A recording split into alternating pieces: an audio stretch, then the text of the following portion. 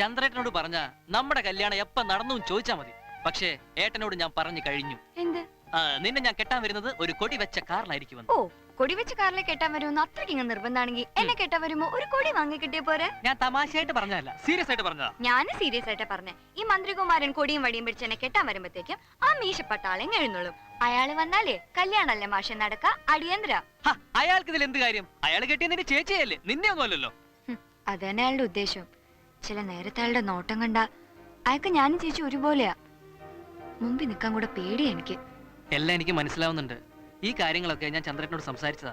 ഏട്ടൻ പറഞ്ഞത് നിന്നെ വിളിച്ചിറക്കി കൊണ്ടുവരാനാ.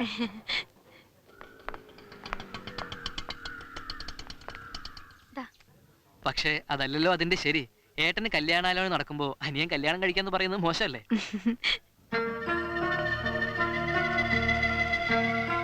ഇവരെന്താ ഇവിടെ? എന്തായാലും ചേച്ചി പട്ടാളം ലാൻഡ് ചെയ്യുമ്പോഴല്ലേ, അത് നമുക്ക് അപ്പം നോക്കാം. നീ ഇപ്പൊ ഒരു കാര്യം ചെയ്യ്, നീ കുടിച്ച കാപ്പിക്ക് കാശ് കൊടുത്തിട്ട് നേരെ വീട്ടിലേക്ക് വിട്ടോ. ഇനി ഇവിടെ നിന്നാൽ ആരെങ്കിലും ഒക്കെ കാണും, അതോടെ എന്റെ പാർട്ടി നാറും. നിനക്കറിയില്ലേ, ഖദറിട്ട യുവ നേതാക്കൾക്ക് പ്രണയം നിഷിദ്ധമാണ്. ഇങ്ങനെ പോയ അവസാനം ഈ ഖദറെ കാണൂ. അല്ല, ഈ ഖദറും കാണും. പോട്ടെ കാതലി. മന്ത്രിയുടെ PA 105. താങ്ക്സ്.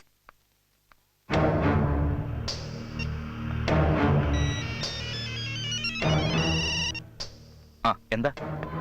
മാത്യു, ആ ടീച്ചർ അങ്ങോട്ട് വരുന്നുണ്ട്. പറഞ്ഞൊക്കെ ഓർമ്മയുണ്ടല്ലോ. തൽക്കാലം അവളുടെ മുമ്പിൽ നീയാണ് PA. യഥാർത്ഥ PA ഞാൻ അങ്ങനെ പാട്ട് പറഞ്ഞു വിട്ടിട്ടുണ്ട്. അല്ല, വല്ല കുഴപ്പമാവോ? കുഴപ്പമാ നീ അവളെ കയറി പിടിക്കാനൊന്നും പോണ്ട. സർക്കാർ അവിടെ ഇരുത്തിയാൽ മതി. ബാക്കി കാര്യങ്ങളൊക്കെ ഞാൻ നോക്കിക്കോളാം. ഓക്കെ. Yes, come in. നമസ്കാരം സർ. യെസ്, ഞാൻ ചാക്യാർകൂത്ത് വിദ്വാൻ തിരുമുൽപ്പാടിന്റെ മകളാ. എന്താ കാര്യം? ഞാൻ ആ പെൻഷന്റെ കാര്യം സംസാരിക്കാൻ. ഇരിക്കൂ. ടീച്ചർ എന്താ ഇവിടെ? ഗണേശ, ഞാൻ അച്ഛന്റെ പെൻഷന്റെ കാര്യം സംസാരിക്കാൻ. മന്ത്രിയുടെ PA. മന്ത്രിയുടെ PA? ഇവനാ? അതെ, താനാരാ? ഇപ്പൊ കേരളം ഭരിക്കുന്ന മന്ത്രിമാരുടെ ഒരു PAയും യുവജന പ്രസ്ഥാനത്തിന്റെ സ്റ്റേറ്റ് കമ്മിറ്റി മെമ്പറായ പുരമനയിൽ ഗണേഷ് കുമാറിനോട് ഈ ചോദ്യം ചോദിക്കില്ല. താൻ എന്ന് മുതലാണോ CC പണി നിർത്തി കതറിട്ടത്? ഏത് മന്ത്രിയുടെ PA നീ? ടീച്ചറെ, ഇത് കളി വേറെയാ.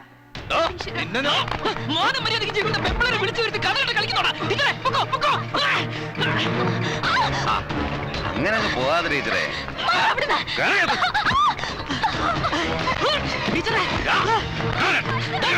ഇതുപോലുള്ള പാവങ്ങളുടെ ജീവിതം നശിപ്പിച്ചിട്ടാണ് നിനക്ക് ഞങ്ങളോട്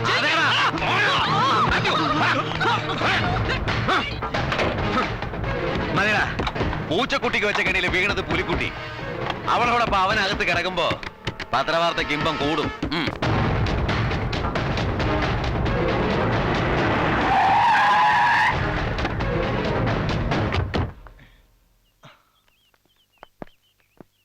ബെയിൽ ആപ്ലിക്കേഷൻ കൊടുത്തേക്ക്. ചെല്ലേ, വരൂ.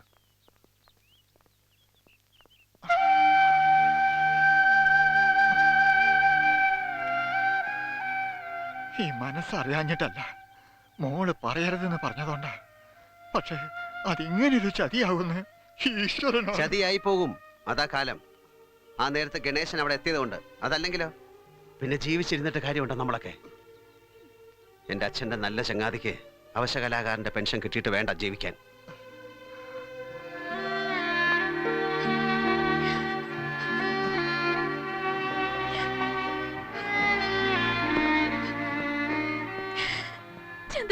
കരയണ്ട, ചെല്ലേ. സോറി ചന്ദ്ര, ഇതൊരു ഫാമിലി ടഗാണെന്ന് അറസ്റ്റിന് ശേഷം മനസ്സിലായത്. ചന്ദ്രൻ ഒരു കംപ്ലൈന്റ് എഴുതാ, ഞാൻ അവനെതിരെ ആക്ഷൻ എടുക്കാം. ഏയ് വേണ്ട.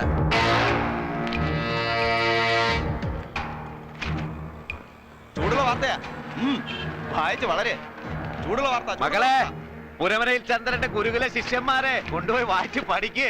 നമ്പുരാനെ, നമ്മൾ എന്താ കാണുന്ന ഉടമയുടെ അനുജനും വ്യഭിചാര കുറ്റത്തിന് അറസ്റ്റ്. വായിച്ചില്ലേ? സ്വന്തം തന്തയുടെ പേര് നമ്മുടെ ഗൾഫുകാരൻ നടത്തുന്ന സ്കൂളിന്റെ മാഹാത്മ്യം.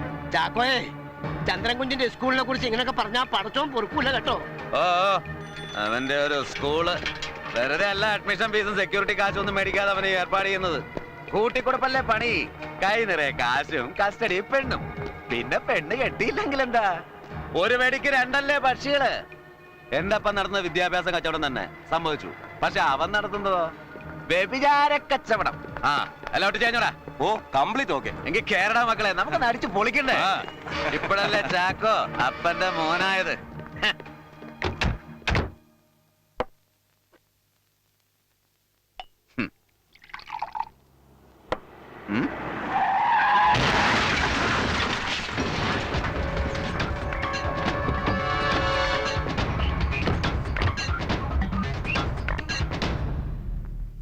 എന്നെ മാനം കെടുത്താൻ പാവങ്ങളുടെ മാനം വിറ്റ് നീ പത്രം അറിയാണേ.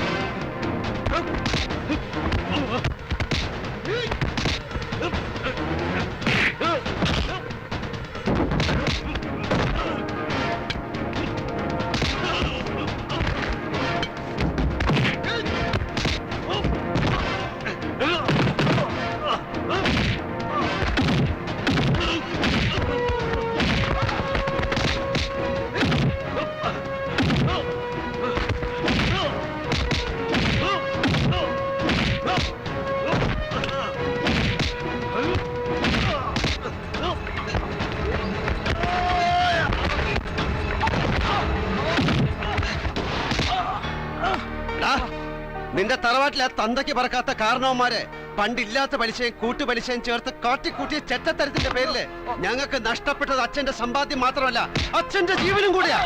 അങ്ങനെ ഗതികെട്ടപ്പോഴാ ചന്ദ്രൻ കടല് കടന്നത് കാശുണ്ടാക്കാൻ. എന്റെ അച്ഛനോട് നിന്റെ അപ്പൻ ചെയ്തതിന്റെ കണക്ക് തീർക്കാൻ അന്ന് ആ തറവാട്ടിലോട്ട് കയറി വരാൻ ചന്ദ്രന് കരുത്തുണ്ടായിരുന്നില്ല. ഇന്ന് കരുത്തുകൊണ്ട് കൈ നിറയെ കാശുണ്ട്. ഈ കാണുന്ന കയറും കള്ള പലിശയും വെച്ച് ഇനി ചന്ദ്രനോട് ഉശിര് കാണിക്കാൻ വന്നാൽ അപ്പനെ മോനെ കൂട്ടിക്കെട്ടെ കൊണ്ട് ഉഷാറാക്കും ഞാൻ. മനസ്സിലാടാ?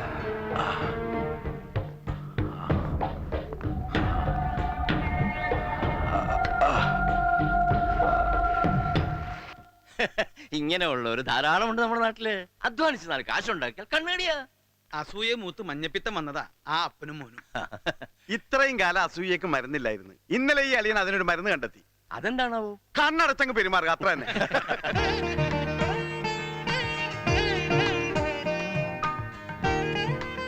വാ മോളെ. ഇപ്പോഴത്തെ കാലത്ത് ഇതുപോലുള്ള മരുന്നുകൾ നല്ലതാ. വാ മോളെ.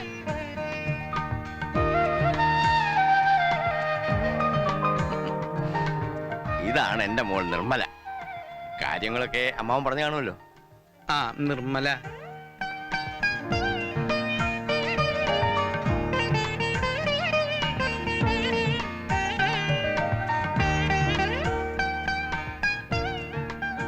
ഏട്ടാ ഞാൻ തന്നെ നോക്കിയാ മതിയാ? വേണ്ട, ഞാൻ നോക്കിയാ മതി.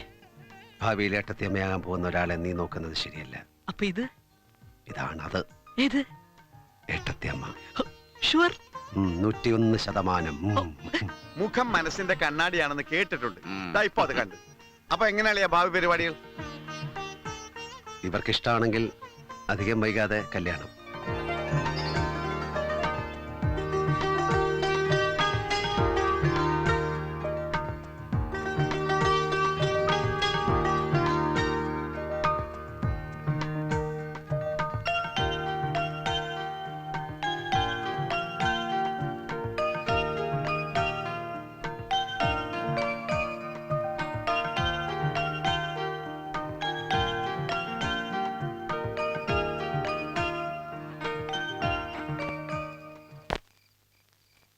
എന്താ ഇവിടെ നിക്കണേ? ഉറങ്ങണില്ലേ? ഉറക്കം വരണില്ല. എന്റെ കുട്ടിക്ക് ഒരു കുടുംബം ഉണ്ടായി കാണാൻ ഏറ്റവും കൂടുതൽ ആഗ്രഹിച്ച ആളല്ലേ? സന്തോഷം കൊണ്ടായിരിക്കും. അങ്ങനെ പറഞ്ഞ എന്താ പറയാ? ഇല്ല, തെറ്റായിട്ടൊന്നും ചെയ്തിട്ടില്ല. കണ്ടിഷ്ടാവുകയാണെങ്കിൽ പറയാന്ന് വിചാരിച്ചു. മറ്റൊന്നുമല്ല, ജാതകപ്പൊരുത്തവും പ്രായവ്യത്യാസവും മാത്രമല്ലല്ലോ. അവന്റെ സമ്പാദ്യത്തിനും സൗന്ദര്യത്തിനും യോജിച്ചൊരു പെണ്ണ് തന്നെ വേണ്ടേ? എല്ലാം കൂടെ ഒത്തുവന്നപ്പോ ഒന്ന് പോയി കണ്ടോട്ടെ എന്ന് വിചാരിച്ചു.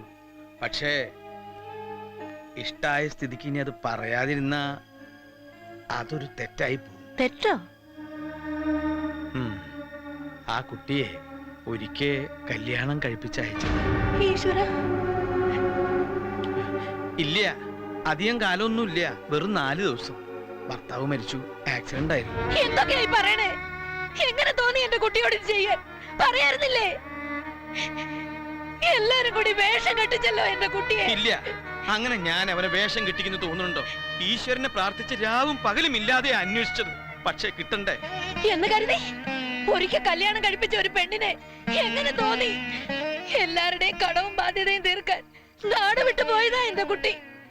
അവനെ കൊണ്ട് ഇങ്ങനെ ചെയ്യിച്ച നശിച്ചു പോയി കുടുംബം. ലക്ഷ്മി, ഞാൻ വേണ്ട, അത്രയ്ക്ക് മോശക്കാരനൊന്നുമല്ല എന്റെ കുട്ടി. ഞാൻ പറഞ്ഞോളാം അവനോട്. ഇപ്പോഴത്തെ കാലത്തൊരു കല്യാണം നടത്തുക എന്ന് പറഞ്ഞാൽ എന്താ ചെലവ്? കയ്യിൽ കാശുള്ള കാര്യം നാട്ടുകാർക്കൊക്കെ അറിയുകയും ചെയ്യാം. എന്തായാലും ദേഹണ്ണത്തിന്റെ ഉത്തരവാദിത്തം കുഞ്ഞിക്കണ്ണേട്ടനെ ഏൽപ്പിക്കാം. ഇപ്പോഴേ കാര്യങ്ങളൊക്കെ ഉഷാറാവും. കാര്യം വല്യച്ഛന്റെ പൊന്നമ്പിളി ഉറങ്ങിയില്ല. എന്തിനാ വല്യച്ഛയുടെ ഒറ്റയ്ക്ക് വർത്താനം പറയുന്നേ? അതോ, വല്യച്ഛൻ ഒരുപാട് കാലം അക്കരെ പോയി ഒറ്റയ്ക്കല്ലേ താമസിച്ച്. അന്നാരുമില്ലാതെ മുറിയിൽ അങ്ങനെ ഒറ്റയ്ക്കിരിക്കുമ്പോ ചുവര് നോക്കി വർത്താനം പറയും, ഒരു മനസമാധാനത്തിന്. പിന്നെ അതങ്ങനെ ഒരു ശീലമായിപ്പോയി. മോള് കിടന്നുറങ്ങിക്കോ കേട്ടോ.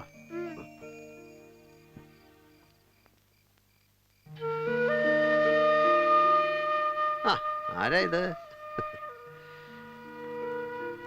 ഞാൻ അങ്ങോട്ട് വരികയായിരുന്നു. വേറൊന്നുമല്ല, ഈ ദേഹണ്ണത്തിന്റെ കാര്യം കുഞ്ഞിക്കണ്ണേട്ടനെ ഏൽപ്പിക്കാം. അച്ഛന്റെ കാലത്തുള്ള ഒരാളല്ലേ, അത് അച്ഛനും സന്തോഷാവും. വേണ്ട, ആരെയും സന്തോഷിപ്പിക്കണ്ട എന്റെ കുട്ടി. അമ്മയോട് പോലും പറഞ്ഞില്ല അമ്മാവൻ. ഈ കല്യാണം നമുക്ക് വേണ്ട. കല്യാണം വേണ്ടാന്നോ? എന്ത് പറ്റി അമ്മേ? വേണ്ടെന്ന് തന്നെയാ.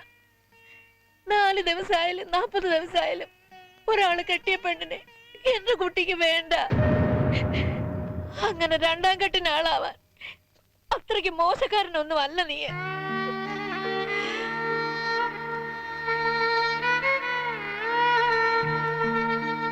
കള്ളം പറഞ്ഞ് വിളിച്ചു വരുത്തിയിട്ട് വേഷം കെട്ടിച്ചു അമ്മ അല്ലേ?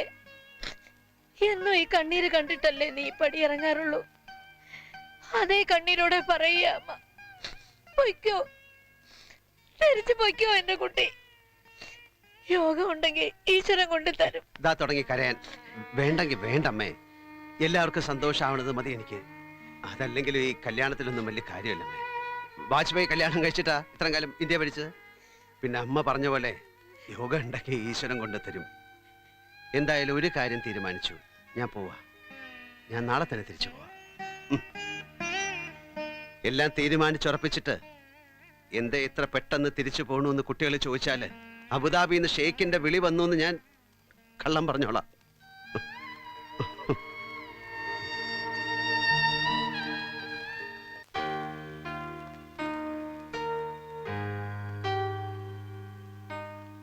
ബാഗൊക്കെ വണ്ടിയിൽ വെച്ചിട്ടുണ്ട്.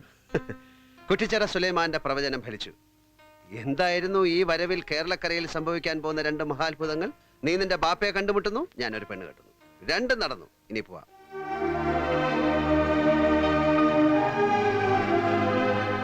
ഇതെന്താ ആരും ഒരുങ്ങാത്ത? 10:30 മണിക്കാ ഫ്ലൈറ്റ്. വരുമ്പോഴും പോകുമ്പോഴും അടിപൊളിയായിട്ട് എല്ലാവരും കൂടെ വേണമെന്ന് പറയണതല്ലേ ഞാൻ. ഇത്രയും കാലമായിട്ട് അത് പിന്നെയും പറയണം. വന്ന് കയറിയപ്പോ മുതല് ഇതിലേക്കായിരുന്നല്ലോ നിന്റെ നോട്ടം. 1.5 ലക്ഷം രൂപ വില വരും. ഇനി ഇത് വിറ്റ് പാർട്ടി ഉണ്ടാക്കണ്ട.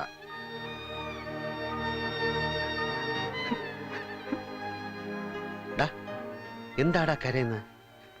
ഈ വരവിലെങ്കിലും ഏട്ടനൊരു സഹിക്കാൻ പറ്റുന്നില്ല.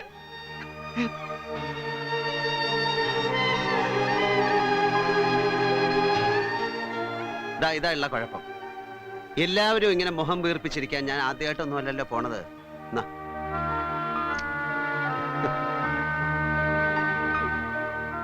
ഒന്നും സാരമില്ല. എന്റെ കുട്ടി പറഞ്ഞ പോലെ എനിക്കൊരാളെ ഈശ്വരൻ കൊണ്ട് തരും.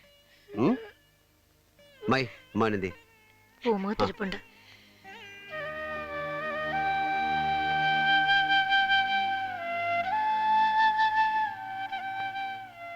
ഞാൻ ഇറങ്ങായി.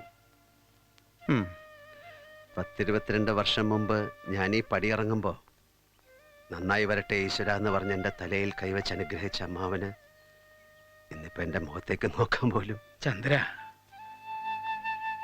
മക്കളില്ലാത്ത എനിക്ക് നീയൊരു മോന. കരുതി കൂട്ടി മറച്ചു വെച്ചതല്ല. തെറ്റായി പോയെങ്കിൽ പൊറുക്കണം. എന്താ ഇത്? അമ്മാവൻ എൻ്റെ മുമ്പിൽ നിന്ന് കണ്ണു നിറക്കേ? അതല്ലെങ്കിൽ ആരാ ഇപ്പൊ ഇവിടെ തെറ്റിയത്? അക്ഷരം പഠിക്കണ കുട്ടികളുടെ മുന്നിൽ ഇല്ലാതായി പോയി എന്ന് തോന്നിയപ്പോ ആ സ്കൂളിന്റെ ഉത്തരത്തിൽ തന്നെ കെട്ടിത്തൂങ്ങി ജീവിതം അവസാനിപ്പിച്ച അച്ഛന്, അങ്ങനെ ഗതികേടിലായിപ്പോയ ഈ കുടുംബത്തിന് കരകയറാൻ കടം വാങ്ങിയിട്ടാണെങ്കിലും കാശ് കൊണ്ടു തന്ന് കപ്പൽ കയറാൻ എന്നെ നിർബന്ധിച്ച ഈ അമ്മാവനോ? ആരാ തെറ്റിയത്? അതോ ഈശ്വരനോ? ആദ്യം പോയ കടം വീട്ടാൻ 5-8 കൊല്ലം കഷ്ടപ്പെടേണ്ടി വന്നു.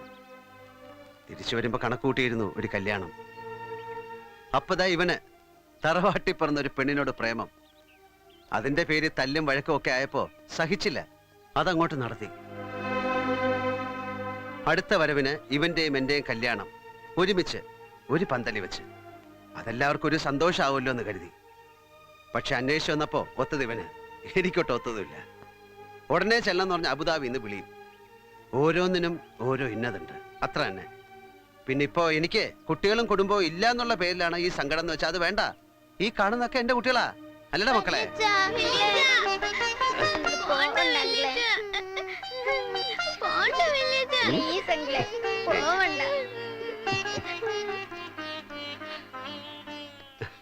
കണ്ടില്ലടാ, ഈ വല്യച്ഛൻ കഴിഞ്ഞിട്ടേ ഉള്ളൂ ഇവർക്ക് ഈ തന്തമാരൊക്കെ.